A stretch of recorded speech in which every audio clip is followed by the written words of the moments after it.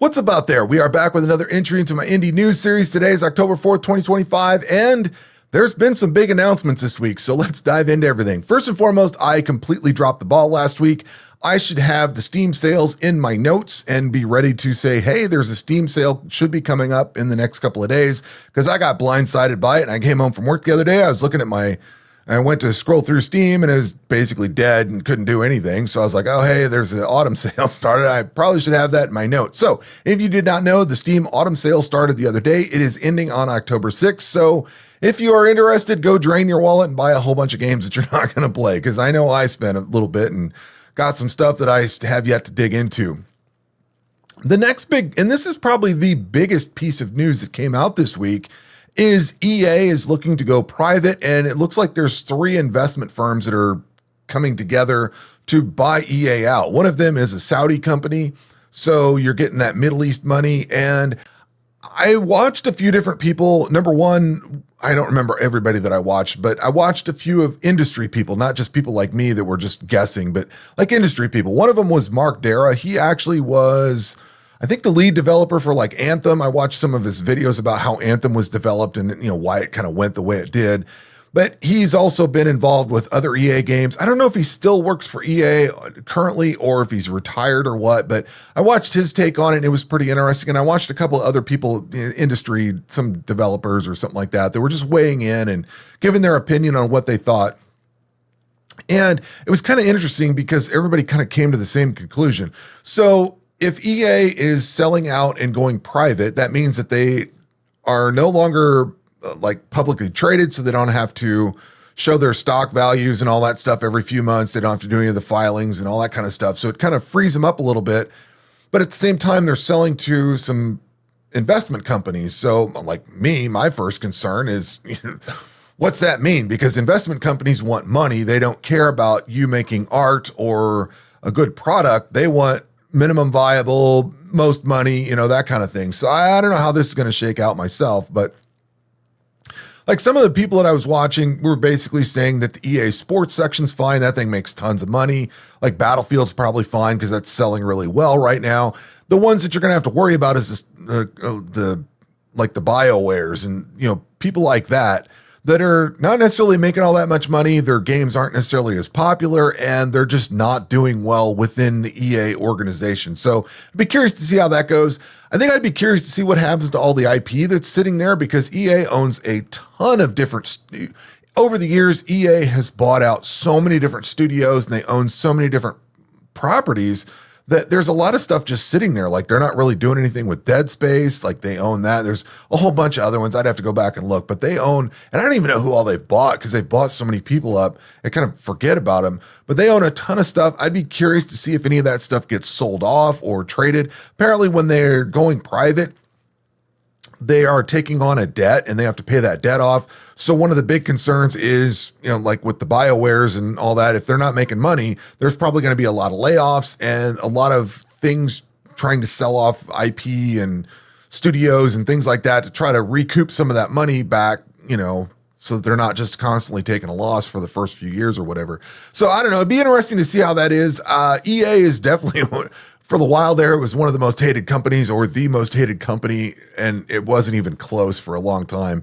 Weird that the video game company was so hated, but I'd be kind of curious to see how this turns things around, if it does anything, see what their organization looks like when this is all done and how things shake out. But EA is, I believe they're in the works to go private. I don't think it's done yet. I think it's still in the works, but I don't think there's a question of whether it's going to happen. It's just when it happens, I think at this point. But anyway, it was kind of fascinating to see all that. I don't know. I don't really care to nerd out about the stock portion of it, but it's kind of cool to see what industry insiders and things like that were saying about it and what it looks like. Cause as a gamer, I've played a lot of EA games over the years and there was a point where I just wasn't buying EA games. So I've now got Battlefield 6 and I'm looking forward to it, but it'd be interesting to see how this goes because I've followed EA for so long now at this point. They're just kind of part of the landscape, I think. And then the final big news that came out of this week was a Unity vulnerability. And there was just nonstop barrage of Steam in the Steam news Unity vulnerability patch. It was just a whole ton of these things. So whatever this vulnerability is, I looked at the Unity page or the Unity announcement for it. It didn't look like it was anything. It looked serious, but it didn't look, they said they didn't know of anybody exploiting it, and all these developers are out pushing the patch and everything. It's all good. The problem that I have with it is not necessarily your bigger games like Escape from Tarkov is running Unity. Those guys are constantly patching stuff, so that's not a problem. And your active developers are going to be patching things. Like I said, I saw a whole big list of it. I think the things that I would be concerned for is the developers that came up with a game, a few years ago, because I think this goes back to like Unity 2017 or something. So quite a few years ago. If you've got any developers that came out with 1 or 2 games in that time period and are using that old version, but they're just inactive now and not developing games anymore, chances are that vulnerability is just going to be sitting there waiting to get plopped onto somebody's hard drive. Now, it probably takes a lot of things to get that vulnerability actually preyed upon, so to speak. Like if you're playing some random game, I don't know.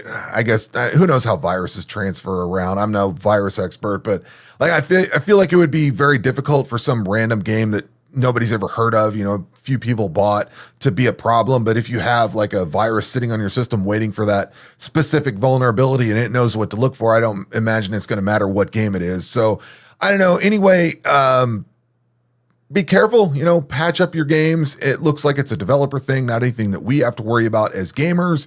But we have to worry about it because it's in patches and things like that we need to have applied on our system. So FYI, if you see it, it's just everywhere. So let's dive into all the game updates and everything we have to look forward. As I was closing everything up and getting ready to shut everything down and start editing the video, I realized I had totally forgotten about the Xbox Game Pass flop. So if you didn't hear about that whole deal, Microsoft decided they're going to raise the price on Game Pass, but they didn't just raise it by a couple of bucks. They raised it by 50%. So it went from $20 for Ultimate to $30, and they started changing features and moving things around. So there's still 3 tiers of it, but the only tier that gets you like the day one games is the expensive tier. And that gets you, as far as I understand, still, I didn't really look at the details, but back in the day, the Ultimate got you Xbox and PC. So I tried it for a little while and I just didn't find myself playing all the games that were on it. I felt guilty that I would go buy a bunch of games on Steam and then sit out there and play 1 or 2 that I was basically renting when I could just go buy the game over here when it came out on Steam for cheap and just be done with it. So that's what I started doing, and I got off of that. But I saw a lot of people are upset about that Game Pass, and I don't think they're going to change the price of it. A lot of what these companies do is they sit down and they think, okay, we're going to raise the price and we're going to see a percentage of the people leave because they don't want to pay that price. But we can make money because this much of the percentage of the people are staying and paying for it. So yeah, it's upsetting a lot of people, but I don't think Microsoft's going to change their stance on it. And they're still going to make money at the end of the day because it's at a point where some people are going to stay, but the price is high enough that the people that are staying can afford it. And the people that are leaving, like you're going to have a lesser portion compared to the money they're bringing in on the new higher price or something like that. I'm probably explaining it all wrong, but I don't think they care. The people that are going to leave, and they've baked that into their pricing so that they can account for it with the people that are going to stay. Something along those lines, but I almost forgot about that. And I was like, man, that is a huge story. I saw the word Xbox pop up somewhere in the news that I was scrolling on while I was closing things out. And I was like, oh yeah, I forgot about that. So yeah, Xbox is raising Game Pass prices and not really changing the value. Like they changed certain aspects of it to push you into the higher tiers of it, but they didn't like add anything that looked really cool. And they're talking about like virtual gaming and stuff like that, like cloud gaming or whatever. And like, who does that? I mean, there's an audience for it, but not as big an audience as people that have their own computers or consoles or something like that. So anyway, they raised the price and yeah, it went over about as well as you'd expect. And starting off, we have Battlefield 6 coming out on October 10th, and the preload is up, at least on the PC side for Steam. I've got mine ready to go. I am off work on October 10th, and I am ready to go. So the preload is available for Battlefield 6 if you pre-ordered it through Steam. I don't know about any other platforms, but I definitely know Steam is there because I've got it downloaded. Act 2 for Titan Quest 2 is available now. That came out just the other day. I had a little bit of time to check it out the other day. I've been so busy with work. I just haven't had time to sit down at night and play anything. So Act 2 is out. I spent about 20 or 30 minutes of checking it out the other day. I had to get refreshed with my build and figure out what I was doing because it was just, I haven't played for a while now. And I was basically at the point while I was all the way through Act 1, so I just had to go teleport over and walk through the doorway and start going into Act 2. It's more of the same of what you had in Act 1 as opposed to the way Titan Quest 1 is, where you go from Greece to Egypt and then on to, all the other places that you go to. Like you go to a lot of different biomes and areas in the original Titan Quest. And in this one, it looks like it's all going to be in Greece and you just travel through and see kind of all the same stuff, which isn't bad. This is a great game. I'm enjoying what I'm playing or what I've played so far for sure. And I think it's going to be a really solid entry. It's just not quite on the same scale that Titan Quest 1 was. I plan on jumping into Act 2 this weekend. That's one of the things I wanted to do this weekend is just spend time playing that. So I have not explored it very much, but if you're interested in it, Act 2 is available and the game is currently on sale as part of the Steam Autumn Sale. So if you're interested, you can grab it cheap now. And it's the early access price. So I believe they're going to raise the price once it comes out of early access. So if you're interested in something like that, you can pick it up, check out the first 2 acts, and it is on sale currently. Path of Exile 2 had a big update where they changed a bunch of things about the end game. I still haven't gotten there yet. So I'm still stuck on that one boss that I need to fight. I just haven't gone back to it. I've been playing other things, but they did a big pass on the towers and the way they worked in the end game and everything like that. They've changed a bunch of stuff with the way the end game works. And it sounds like when they go into 04, we're going to have a big end game expansion or something like that. It sounds like that's what they're trying to do. So they're making some of these changes now to get prepared for when 040 comes out, which is like December, I think, something like that. And we should have a new PoE 1 league coming up here at the end of this month. So looking forward to that. There's been some in-game changes for the Path of Exile 2 in-game systems, the way it is. I just haven't explored it yet. So probably need to get on that at some point, but I don't know. Haven't been interested in playing it. There's so much other cool stuff out there. I've saw what I wanted to see with Path of Exile 2. And if you did not know, there is an update for the end game stuff. So if you were unhappy with the way towers function and all that, they've changed it to be a little bit more like the way PoE 1 plays. And to the surprise of no one, Kingmakers, which was slated to come out on October 8th, has now been pushed back. It says, after much contemplation, we realize that the scheduled Kingmakers launch on October 8th will no longer be possible. We want to apologize to all the fans who are eagerly anticipating this game. We are sorry for letting you down. I don't believe they go in here and talk about when they're actually looking at coming out with it. So no clue, but they talk about all the things that they're trying to fix or polish or whatever, and don't know. So this one went from coming out on October 8th to, well, we don't know. Like I said, I kind of figured this was going to happen. This game seems like it's really trying to bite off a lot more than it might be able to chew. Like it's promising a lot. And it might be a really rough experience if it goes into early access. By reading between the lines here, they're not ready for it. And it might be a cool idea, but I don't think it's going to be as cool of an idea if it's a broken mess that, everybody's refunding and doesn't want to play. So yeah, we'll see if this one can get realized and what happens with it. But if you were interested in Kingmakers, this one has been delayed. It was supposed to come out on October 8th. And now it is no longer. New to early access is Idle Awakening Mage's Path. This came out September 25th, 2025. I have not picked it up. There is a demo if you're interested in checking it out. This looks like it's very similar to Magic Research or Magic Research 2. There's quite a few of these games or a few Idle games that look similar to this, and it looks kind of like along the same lines as that.